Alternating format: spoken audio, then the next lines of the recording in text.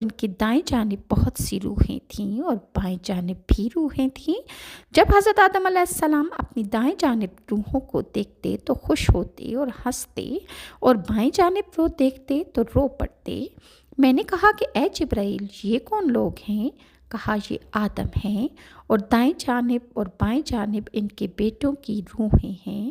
جب وہ دائیں جانب والوں کو دیکھتے ہیں اور یہ جنت والے ہیں تو ہنس پڑتے ہیں، اور جب بائیں جانب والوں کو دیکھتے ہیں تو رو پڑتے ہیں، کیونکہ وہ جہنمی لوگ ہیں۔ اور حضرت عبداللہ بن عمر اور حضرت عمر کے ذریعے سے بھی یہ روایت ہم تک پہنچی ہے۔ اور اسی طرح حضرت ابو ذر رسول اللہ سے نقل فرماتے ہیں کہ اللہ تعالیٰ نے آسمان سے کل 104 یعنی 104 صحیفے نازل فرمائے، اور ان میں سے 50 صحیفے اللہ نے حضرت شیس علیہ السلام پر نازل فرمائے۔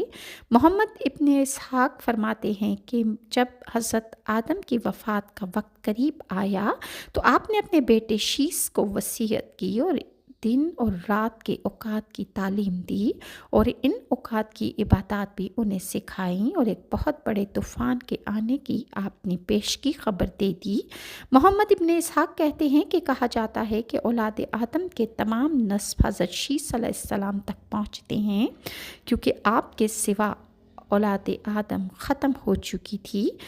حضرت آدم علیہ السلام کی جمعہ کے دن وفات ہوئی، اور حنوت نامی خوشبو ان کے پاس فرشتے لے کر آئے، اور اللہ کی طرف سے جنت سے کفن مہیا کیا گیا، اور آپ کے بیٹے اور وصی حضرت شیس علیہ السلام سے تعزیت کی۔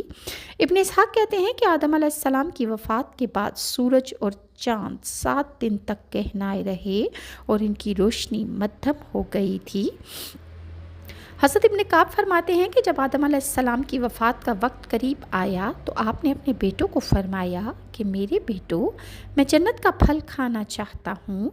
اور بعض نے کہا کہ آپ نے انگور کھانے کی فرمائش کی تو ان کے بیٹے پھل لینے کے لیے چل پڑے، تو راستے میں فرشتوں سے ملاقات ہو گئی۔ فرشتوں کے پاس کفن حنوت نامی خوشبو تھی، اور ساتھ ہی کلہاڑی اور بیلچے تھے اور ٹوکریاں تھیں۔ فرشتوں نے آدم علیہ السلام کے بیٹوں سے پوچھا کہ تم کدھر جا رہے ہو؟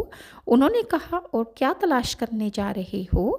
ان کے بیٹوں نے جواب دیا کہ ہمارے باپ آدم بیمار ہیں اور وہ جنت کا پھل کھانا چاہتے ہیں۔ تو فرشتوں نے کہا کہ واپس چلو، تمہارے باپ آدم علیہ السلام کا وقت پورا ہو چکا ہے۔ جب فرشتے آدم علیہ السلام کے پاس پہنچے